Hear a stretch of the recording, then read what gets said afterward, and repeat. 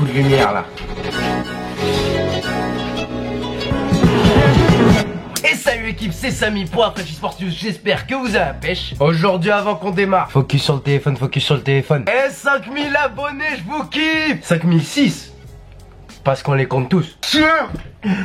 Je suis malade comme un cochon cette semaine. Si j'avais eu 1 euro à chaque fois que j'éternuais, je pourrais aller à Philadelphie pour célébrer le Super Bowl. Donc, cette semaine, j'ai envie de faire une vidéo que j'avais cette vidéo en tête dans mon téléphone. Je l'avais écrit depuis le début de ma chaîne.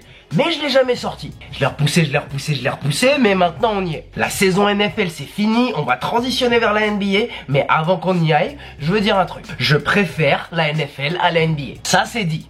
Maintenant je vais me justifier. Encore une fois c'est ma chaîne, j'explique comment moi je pense. Si vous avez un avis différent, y a pas de problème, je vous attends dans les commentaires. Alors non, je vais pas comparer l'argent qu'il y a en NFL et en NBA, parce qu'on sait très bien que la NFL a beaucoup plus de revenus. Je ne parlerai pas d'argent. Et second point, je parlerai pas de spectacle, parce que j'ai pas envie de comparer un catch d'Odell Beckham avec un alley-oop de LeBron James. Pour moi au niveau spectacle c'est similaire. Maintenant ma vidéo elle va être divisée en 3 parties. 1, on parle de l'intersaison, et pourquoi l'intersaison de NFL elle m'excite un peu plus. 2, je vais vous parler du sport en soi et pourquoi sur le terrain c'est plus excitant le football américain que le basketball. Et 3, je vais comparer vraiment la NFL et la NBA. Et c'est là où je trouve qu'une des deux structures est un peu plus intéressante. En écrivant cette vidéo, j'avais aussi quelque chose en tête. Même si je préfère la NFL à la NBA, je peux dire que cette ligue de basketball, elle a plus de futur que la NFL. Donc si cette vidéo atteint les 6000 vues, je ferai une vidéo pour vous expliquer pourquoi le futur de la NBA, il est un peu plus brillant, il est un petit peu plus prometteur que celui de la NFL. Oh, on est parti. Je fais pas souvent des vidéos assis, mais je suis vraiment crevé. On va commencer par parler de l'intersaison. C'est le moment de l'année où le fan normal,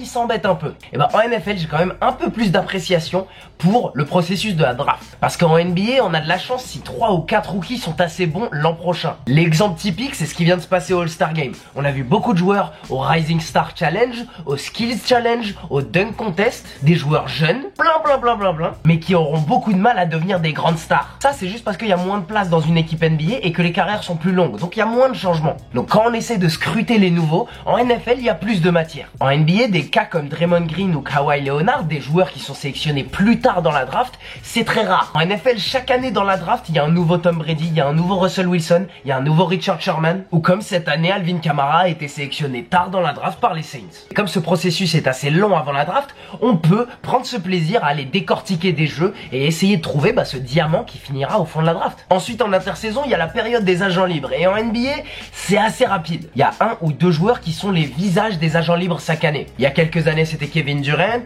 c'était LaMarcus Aldridge, l'an prochain peut-être ce sera LeBron James. À côté de ça, beaucoup de joueurs clés changent d'équipe. Mais la période des agents libres, c'est la chasse aux gros poissons en NBA. Et en général, l'équipe qui signe ce gros poisson, c'est eux qui auront le plus de succès l'an d'après. Donc c'est pas intéressant pour moi parce que c'est prévisible. En NFL, ça a été prouvé année après année que l'équipe qui va courir après les gros poissons, c'est pas forcément l'équipe qui va gagner le plus de matchs l'an prochain. C'est l'équipe qui va signer des joueurs clés à des contrats modérés, qui tirera son épingle du jeu comme les Eagles. Ça me fait plaisir, on est champion. Et ça, c'est un réel jeu de management sportif. Et ça me fait vibrer. Maintenant, passons au sport en soi. Allons sur le terrain. Je préfère la NFL à la NBA pour la complexité et la stratégie que le sport apporte. En NBA, voilà ce qui s'est passé sur les 15 derniers jours. LeBron James a viré presque un tiers de son équipe. Il vient de récupérer Rodney Hood, Larry Nance Jr., Jordan Clarkson et George Hill. Ils les mettent ensemble sur le terrain 2 jours après l'échange. Ils ne connaissent que peu de dispositifs offensifs. Tyronn Lue, le coach, a dit qu'il ne connaissait aucun dispositif défensif. Et ils remportent tout de même des matchs contre des grosses équipes comme le Thunder et les Celtics. C'est pas possible en NFL de changer un tiers de l'effectif et d'espérer de gagner un seul match pour le reste de la saison. Parce qu'il y a beaucoup trop de stratégie en jeu. Ensuite, je vous ai dit que je parlerai pas du spectacle. Pour moi, le spectacle est similaire. Voir Antonio Brown, c'est comme voir Kobe Bryant. Voir Gronkowski, c'est comme voir Shaquille O'Neal. Mais le spectacle, c'est pas que les joueurs, c'est aussi les coachs. Et pour moi, il y a un réel spectacle en NFL au niveau du coaching, au niveau du jeu d'échecs entre des grands cerveaux du football américain. Et je manquerai pas de respect aux coachs de basket en disant qu'ils ne font rien, c'est pas ce que je veux dire. Mais des grands coups de coaching de la part des entraîneurs en NBA,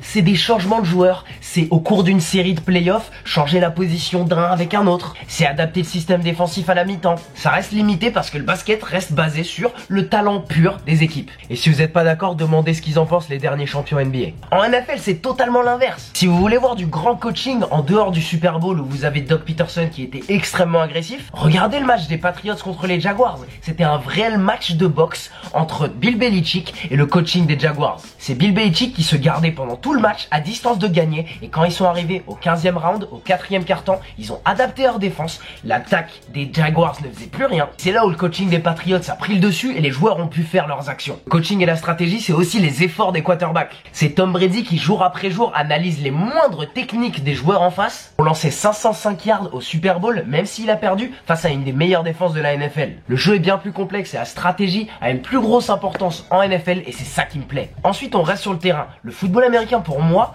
on met tous les sports dans un même bocal, et ben c'est le meilleur sport collectif de tous. En comparant au basket, on a 53 hommes sur une équipe contre 12 en NBA. Et chaque position au football américain a sa spécialité. Et ce sport met autant de pression sur les épaules de chacun, à part le quarterback qui en a beaucoup plus, bien sûr. Si vous voulez des exemples, si Davante Freeman faisait son bloc sur Dante Hightower au Super Bowl, bah les Falcons y seraient champions aujourd'hui. Si Edelman n'attrape pas la balle la plus chanceuse de tout le Super Bowl, les Patriots sont pas champions. Si Marcus Williams fait son plaquage sur Stephen Diggs, et ben les Saints y seraient passés. Si le safety des Falcons ne lève pas son genou pendant les divisionals de NFC, et ben les Eagles y sont même pas au Super Bowl. Si Tom Brady attrape cette balle qui lui est passée au-dessus de la tête au Super Bowl, bah c'est peut-être eux les champions. Chaque joueur à chaque jeu a une responsabilité énorme sur ses épaules. En NBA, je peux voir des équipes comme les Warriors qui s'éteignent complètement pendant un quart-temps et qui n'ont aucun doute sur le fait qu'ils vont gagner le match. On reste sur le terrain, j'ai beaucoup de choses à dire. En NBA, encore une fois, par le format du sport en 5 contre 5 avec les joueurs qui jouent en attaque et en défense, et ben le sport est dominé par les grands talents. Et si je devais raconter toute l'histoire de la NBA, ça pourrait s'arrêter que à ces noms. Russell, Wilt, Karim, Magic, Bird, Jordan, Shaq, Kobe, LeBron. Avec ces 9 noms, on couvre énormément de l'histoire de la NBA. C'est eux qui ont gagné presque tous les titres. C'est les Celtics et les Lakers qui ont gagné 35 des 73 titres NBA. C'est pas la NFL où Nick Foles, Joe Flacco, Trent Dilfer, Desmond Howard ou Richard Dent peuvent être MVP du Super Bowl. Quand en NFL, vous avez Tim Tebow qui gagne un match de playoff, en face, vous avez les Warriors qui mettent des 4-0 pendant tous les playoffs. Quand on a LeBron James qui va à 8 finales de suite, on a les Jaguars en face qui se pointent et battent les grands Steelers. C'est ce format où on peut pas prévoir ce qui va se passer qui m'intéresse énormément. Maintenant, passons à la ligue en général. L'institution, ce qu'il y a au-dessus. C'est difficile de défendre la NFL en tant que telle. Mais, parlons format. De base, les matchs de football américain sont plus faciles à suivre en France. Ils commencent le dimanche à 19h et finissent à 2 ou 3h du matin. Pour la NBA, le dimanche soir, ça passe. Après, c'est un peu plus délicat. Il y a beaucoup trop de matchs en NBA. 82 matchs pour une saison, c'est beaucoup trop. Les stars de la NBA prennent des pauses pendant la saison. Les Warriors arrivent en rampant au All-Star Game et ils attendent que de se reposer. Les joueurs veulent moins de matchs mais plus de salaire. La ligue veut plus de matchs pour faire plus de revenus. Ça coïncide pas vraiment. Et encore une fois, le sport est basé sur le talent pur des superstars. Alors un fan, il peut fermer les yeux pendant 3 semaines, les réouvrir et rien n'aura changé. À part s'il y a blessure, bien sûr. Ensuite, les rivalités. La NBA, elle met sur un piédestal les joueurs. Donc les rivalités, elles durent autant de temps que la carrière des joueurs. En NFL, la ligue met en avant l'équipe entière. Ce qui fait que les rivalités, elles survivent aux décennies sans problème. Les Bears contre les Packers, les Steelers contre les Ravens, les Cowboys contre les Giants, les Chiefs contre les Raiders. Que ces équipes soient bonnes ou mauvaises à ce moment-là, il y a toujours l'électricité dans l'air quand ces équipes se rencontrent. On continue en parlant de gros matchs. En NBA, pendant la saison régulière, c'est très difficile d'avoir ce sentiment de gros match. Le calendrier est fait pour avoir un gros match dès le début de saison, à Noël, mais ensuite, il y a des gros matchs tous les soirs. Et peu de fans de la NBA peuvent suivre les 82 matchs de leur équipe. En NFL, moins de matchs, ça signifie qu'il y a plus d'importance sur chacun. Et surtout à l'intérieur de la même conférence. Au 3e match de la saison, les Eagles contre les Giants, c'était un match explosif. Parce que même à l'ouverture de la saison, on sait à quel point c'est important de gagner ce match. Et c'est comme ça qu'on a des matchs de saison régulière en NFL qui nous font vibrer autant que des matchs de playoff en NBA. Comme le match Patriots-Steelers de l'année dernière. Et enfin, c'est là où je vais pousser beaucoup plus la NBA. Parlons du format des playoffs. Je suis désolé la NBA, mais un seul match, ça suffit. Bien sûr que oui, le format de la NBA est fait pour que la meilleure équipe gagne, donc ils font des formats en 7 matchs. Mais faut pas s'étonner que les audiences soient bien plus basses même en finale NBA. Avec un seul match, le coaching et la stratégie prend beaucoup plus d'ampleur. C'est beaucoup moins prévisible, ça fait des matchs de 2e tour de playoff de NFL qui sont plus excitants que les finales de l'an dernier. Je vais essayer d'être impartial et je veux demander aux fans des 2 ligues derrière vos écrans, si vous connaissez la NFL, que vous connaissez la NBA, dites-moi, est-ce que les finales de NBA de l'an dernier elles étaient plus excitantes que le match Saints-Vikings l'an dernier? Est-ce que le parcours entier des Cavaliers et des Warriors l'an dernier, c'est plus excitant qu'un seul match des Patriots contre les Jaguars? Je sais qu'on peut pas changer ça à propos de la NBA, mais c'est pour ça que les playoffs NFL sont beaucoup mieux. En tout cas l'équipe, j'espère que les fans de la NBA vont pas me détester cette fois-ci, mais comme je vous ai dit, j'ai préparé quelque chose pour défendre la ligue de basketball. J'attends que cette vidéo atteigne les 6000 vues et on se retrouve pour une vidéo pour vous prouver que la NBA a un peu plus de futur que la NFL, même aux États-Unis. Dans les commentaires, si vous n'êtes pas d'accord, n'hésitez pas à le mettre. Et si vous êtes fan de basket, que vous avez jamais regardé la NFL, et j'espère qu'à travers cette vidéo, je vous ai au moins donné envie d'aller regarder ce que c'est que le football américain. En tout cas l'équipe, c'est tout pour moi. J'espère que vous avez beaucoup apprécié cette vidéo. Si c'est le cas, mettez un pouce bleu juste en dessous et abonnez-vous pour pas louper une de mes vidéos. Et on se retrouve la semaine prochaine 18h pour plus de NFL, plus de NBA. Et ce sera tout pour moi. Allez, ciao!